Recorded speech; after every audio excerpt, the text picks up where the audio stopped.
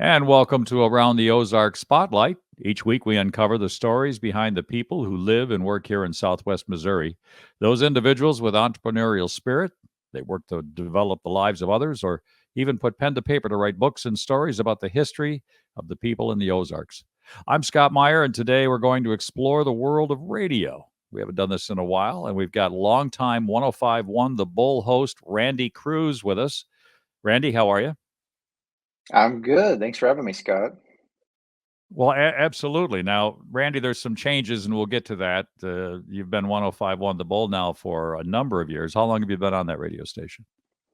About 12 years. I started back in 2012. I transitioned over. So yeah, it's been a minute. So When you say you transitioned over, what were you doing before that? I was actually working for Q102. So I started there in 2010, and then I moved over to at the time it was Bob FM, and then it transitioned to the Bull a few years after that. So And then you're a country guy, and now you're headed back to rock. that's true. I am headed back to where I started. So super excited for that. That actually started this week, and everything's going really great so far. So it's great to be back in the rock world, and it's been a little bit, but it's like riding a bike. You just know what you're doing, and you just do it. So it's been a lot of fun so far.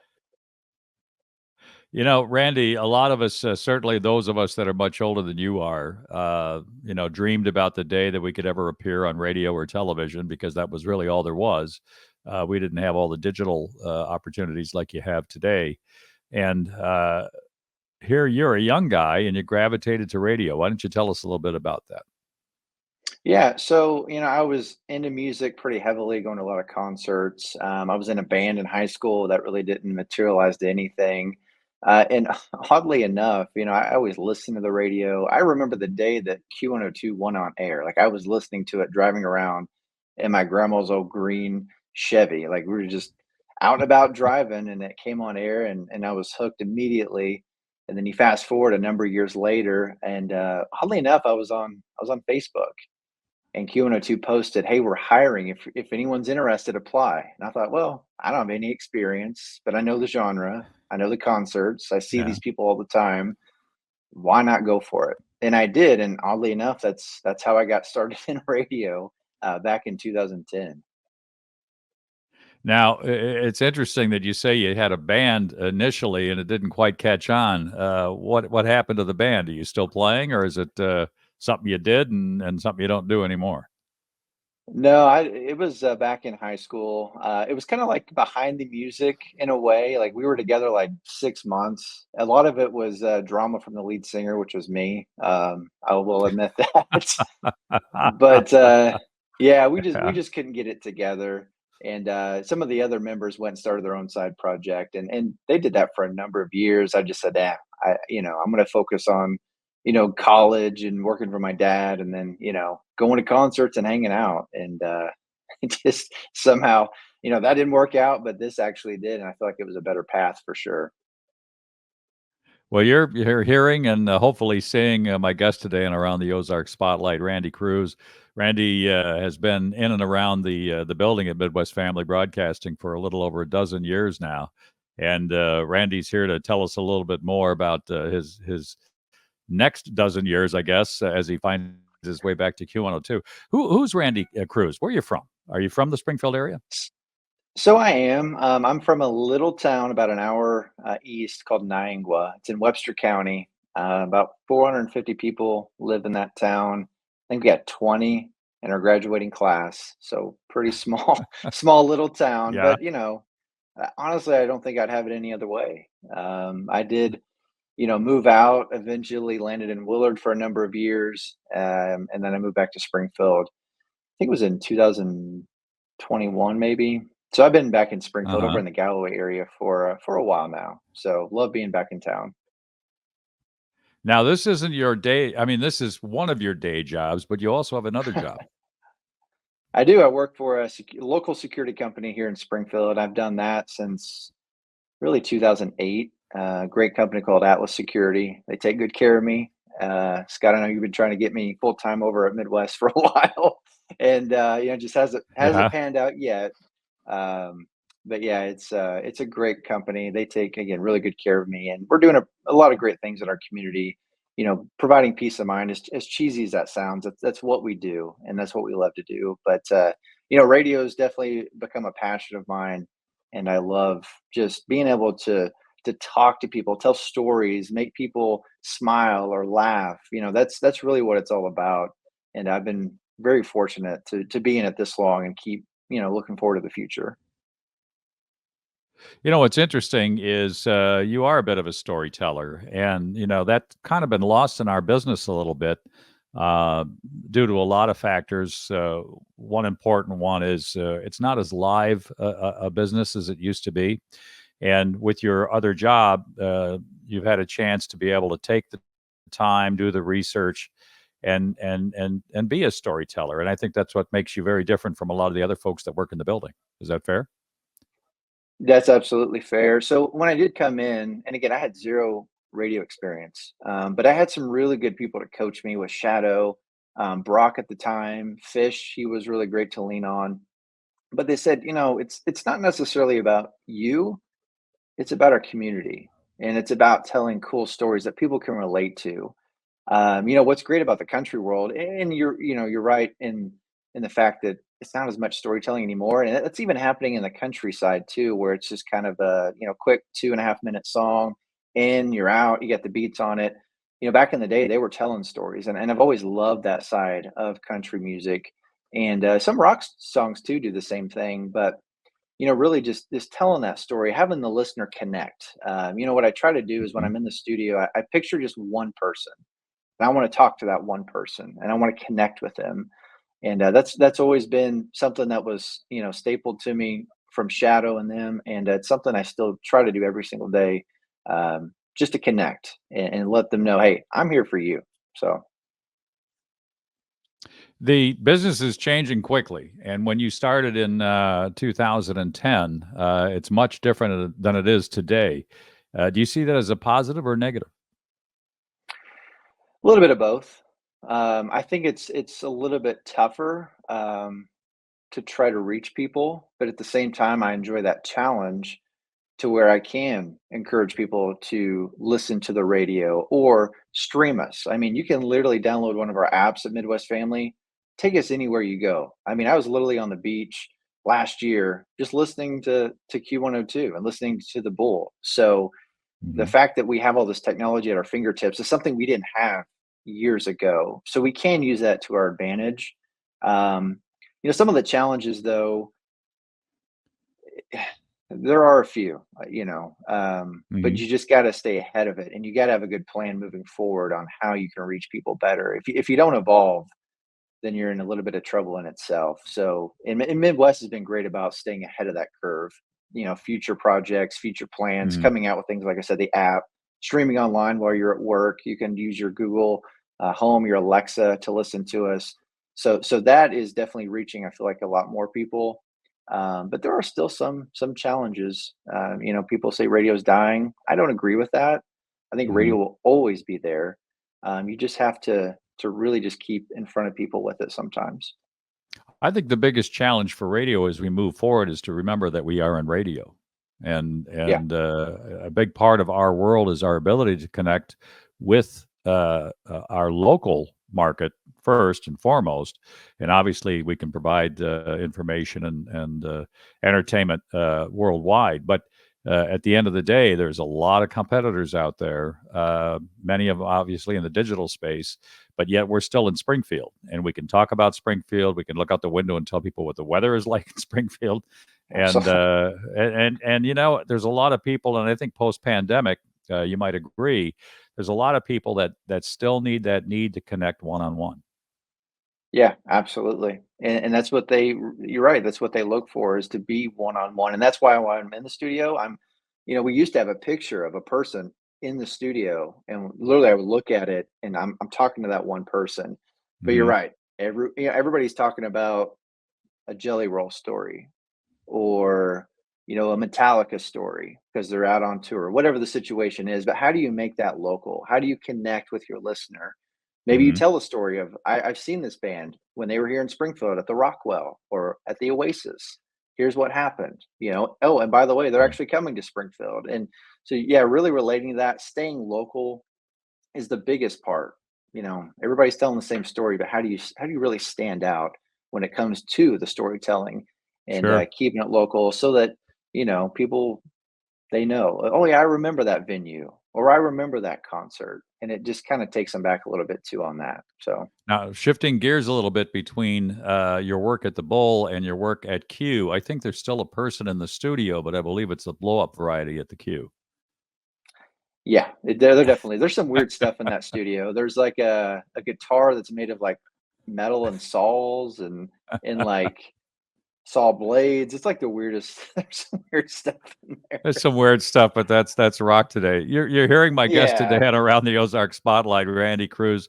Randy's been around the building now for well over a decade, and more than just around the building. Randy, I think Randy and I shared some time on a bowling league or two, trying to raise money for some charity work.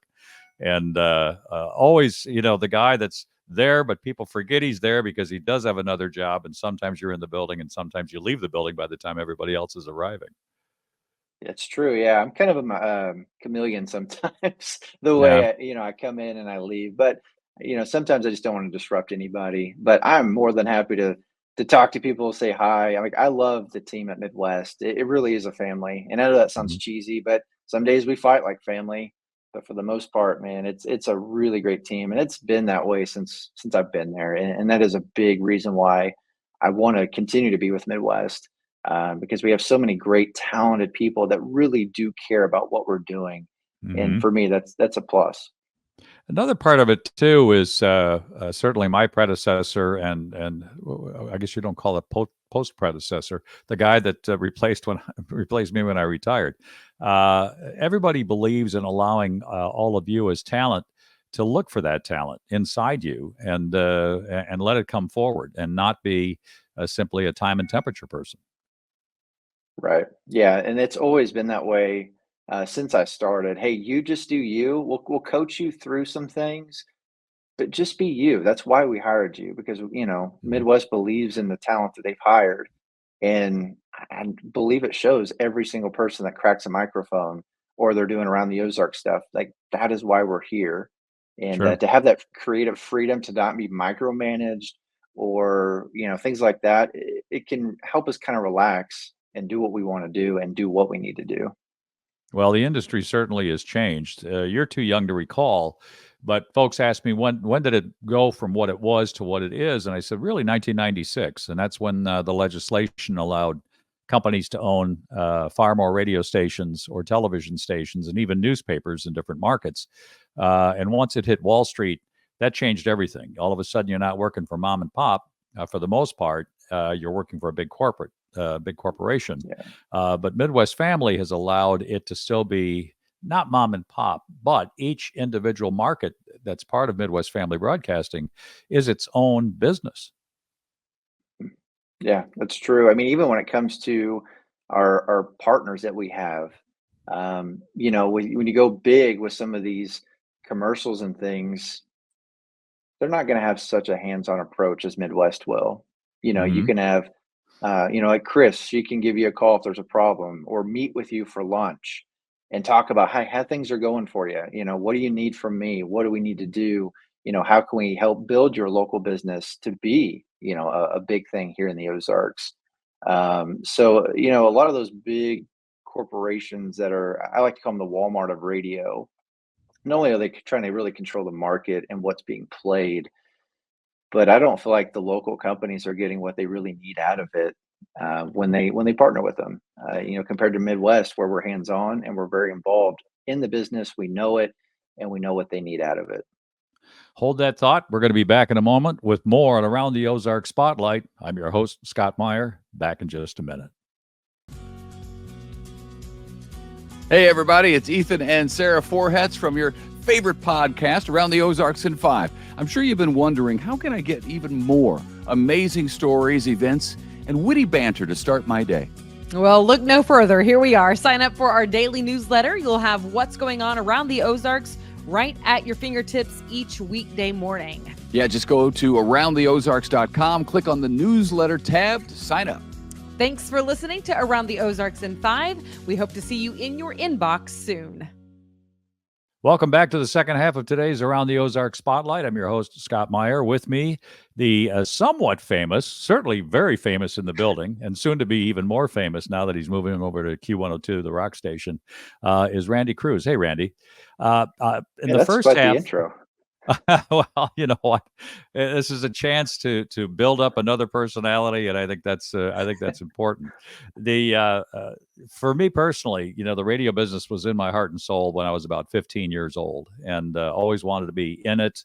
And again, we didn't have all of the opportunities like you do today to do even things like this, where you don't have to have anything more than a microphone and a headset and a laptop, and you can be a podcaster. But at the end of the day, it still revolves around the people. The business was built around people, and you've been part of that now, that legacy in the building for a dozen years, and you've seen people come and go. Yet Randy Cruz is still there.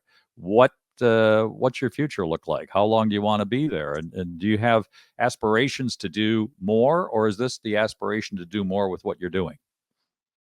Yeah, so truthfully, I almost walked away from it a couple years ago just because life was getting a little crazy. Hmm. I feel like I was in a really good spot to walk away, and then things just ramped back up, and I'm like, I don't want to walk away just yet. And it was a good opportunity to kind of refocus, recalibrate, if you will, and Hmm. it did lead to me getting back onto Q. But my dad always raised me, work hard, be honest. If you say you're going to do something, do it. And I've always tried to live by that. So yeah, I mean, I've had such a great career at Midwest. And truthfully, if it ended today, I'd still be very thankful and blessed that I had the opportunity that I did, with really, again, no experience when I first started, and having to evolve Sure. and keep up with some of the big powerhouses that we have in the building. Summer Stevens, Mike the intern.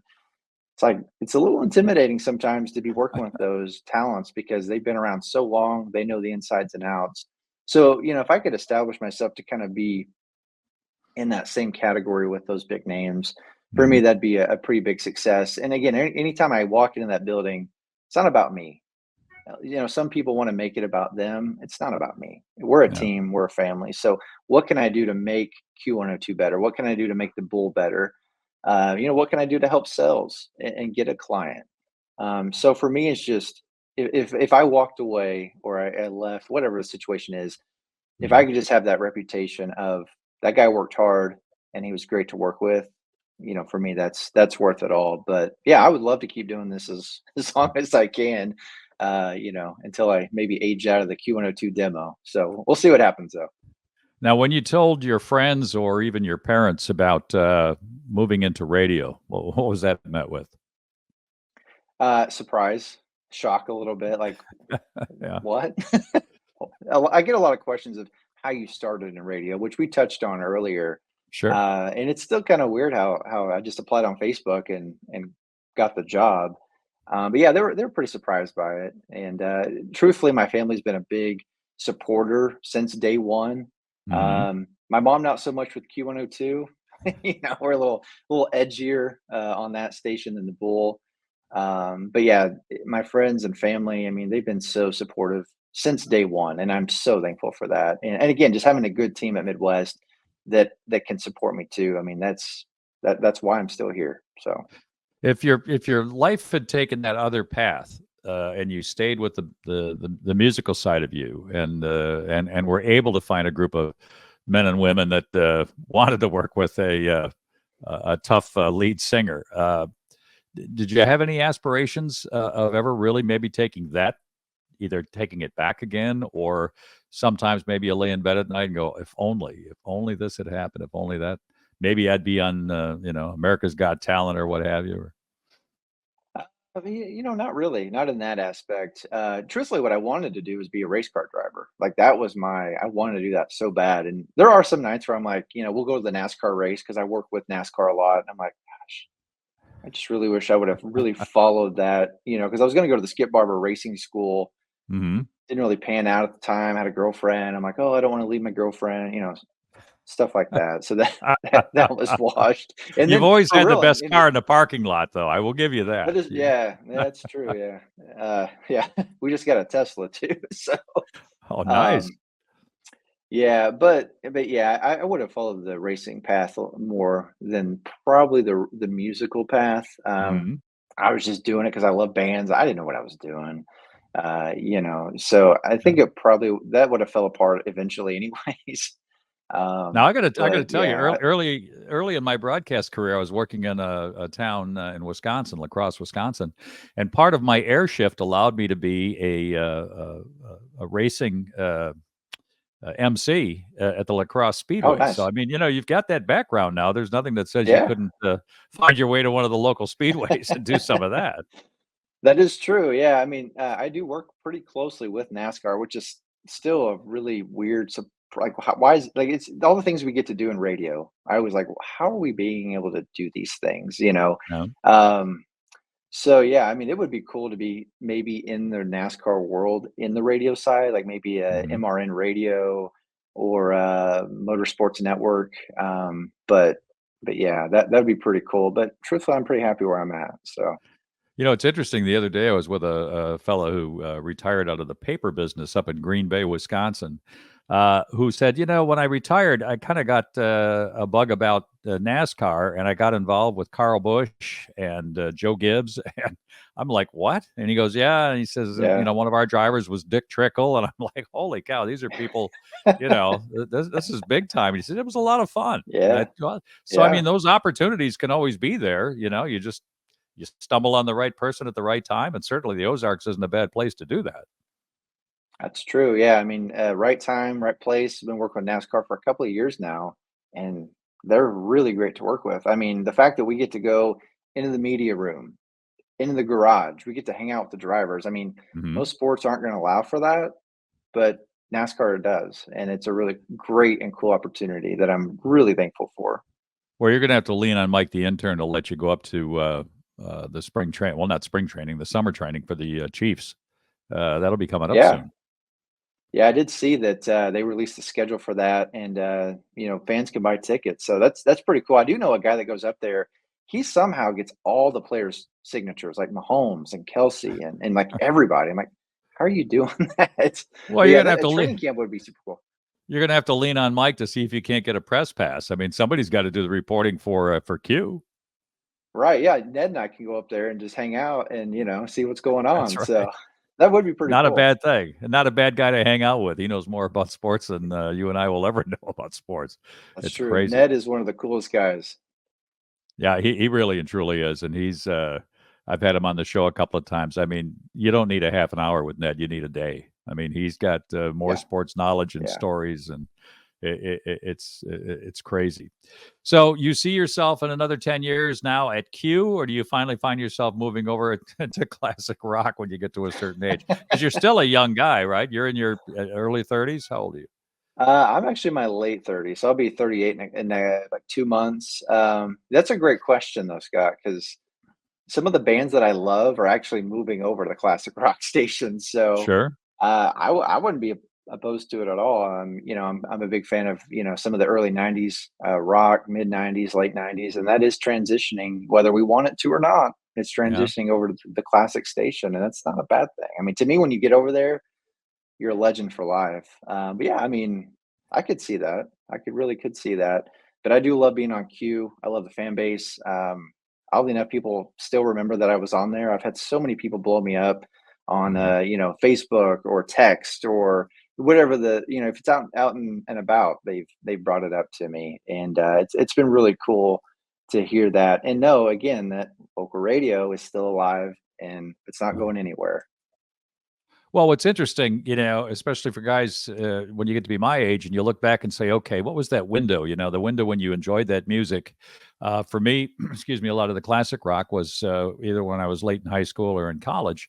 And you go to the heart of the 70s, which is really the heart of that format of classic rock. Yeah, Then you take somebody like yourself who's 38. Now go back 20 years for you when you were 18. You're talking about the early, now that really ages me, the early 2000s, the late 90s, right? And the Yeah, music then that was popular to you, I mean, was the stuff that you probably liked the 70s stuff as well. You know, the people that like ZZ Top yeah. so many of the great acts. But then you got into what, Nine Inch Nails and I don't know, you know the groups better than I do. So yeah, that it just keeps moving, right? The decades just keep moving forward. That doesn't mean the other music Yeah. doesn't have a place in your heart, but your primary, who would be your top 4 or 5 acts from when you were in your early 20s, late teens? I would say Bush number one. I'm friends with those guys, which is still really weird that I can text my buddy Chris from Bush and we talk about cars and horses and like the most random stuff. But I'd say Bush, Blink Mhm. 182 has always been a great band. We're going to see them next month in Kansas City. My wife and I are really looking forward to that. There's just so many bands that I did grow up loving that we're still playing on Q102 on the weekends. It's nothing Mhm. but 90s. So it's like, oh, I remember that song or Matchbox 20. I haven't heard that one in a while, or Third Eye Blind, And It's I grew crazy. up in the new metal. Yeah, I grew up in the new metal area too, where it was like the crazy bands like Korn and Limp Bizkit, all these Yeah. bands that everybody was like, what's a Limp Bizkit? Like, what is this? So I mean, my parents weren't big fans of that. I'm still a big fan of Rob Zombie. I'm going to see him in September. But I remember he was in a band called White Zombie, and Mhm. I don't remember how. I think I got through like you pay a penny, you get 12 CDs. I did that a lot. My mom was like, you got to pay this at some point, right? But I did have a White Zombie CD come in the mail.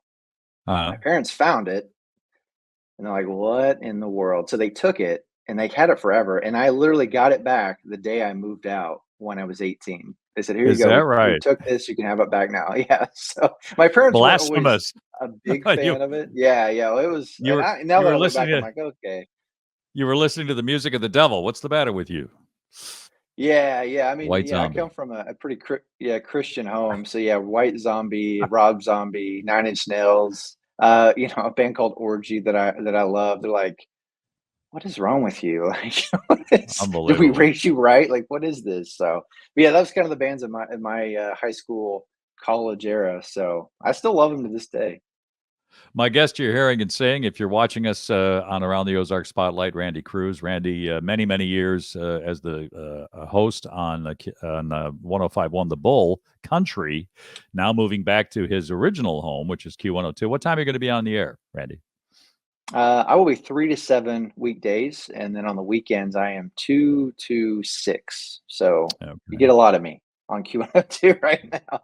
If you want to feel really your age as you grow closer to your 40s, we were talking the other day about Back to the Future, the original, that was done in 1985.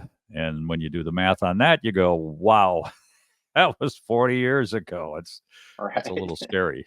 You weren't even born yet. That's what's really scary. Yeah, somebody actually said that if they went back now, it'd be like 1994 or something really depressing like that. Yeah. It's like, oh, yikes. Yeah, Yeah, that's a good it movie is though. yikes. Now, in the last minute or so that we've got left, let's talk about rock today, if we can. If you can kind of put that into a ball for us. Rock today, what is it, and where do you think that's headed? That's a great question. I think there's a little bit of direction that's missing with some of these new bands. How they're coming about, also, you've got influences like TikTok and other social media networks or YouTube, where people don't really need a record label as much as they used to. I mean, like you mentioned Mhm. earlier, we can record stuff on our phones. We can set up a microphone in our bedroom and record podcasts, and they can also do that with music now too. So the need of a record label to pay for your studio time, to pay for pushing an album out and printing CDs, things like that, it's not as needed as much. Where you can just record it in your home, upload it onto a streaming channel, or send it to a radio station, and you own your rights to the music and things like that. Mhm. But yeah, there are some really great bands that are coming out. Two of my favorites right now are Sleep Theory and a band called Dayseeker, and they're gaining a lot of popularity. truthfully, I don't really know much about how they got started. I just started listening to them and have been a big fan.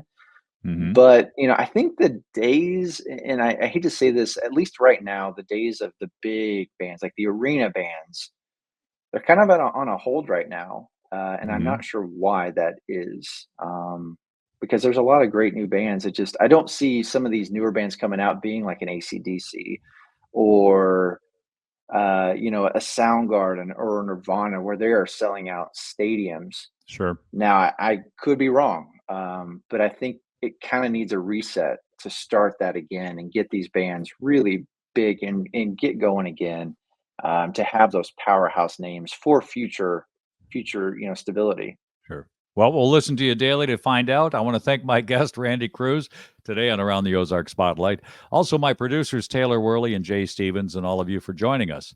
If you happen to miss all or part of today's conversation, you can always find Around the Ozark Spotlight at aroundtheozarks.com or the ATO app, found in either the Apple App Store or Android apps, or look for us on Facebook and LinkedIn, and we're on everything, Instagram. And you can hear today's show as well as all of the past year's shows. I'm Scott Meier. Remember, every day is a gift, the best present you can ever receive. Hey, thanks, Randy. Thanks, Scott. Appreciate you.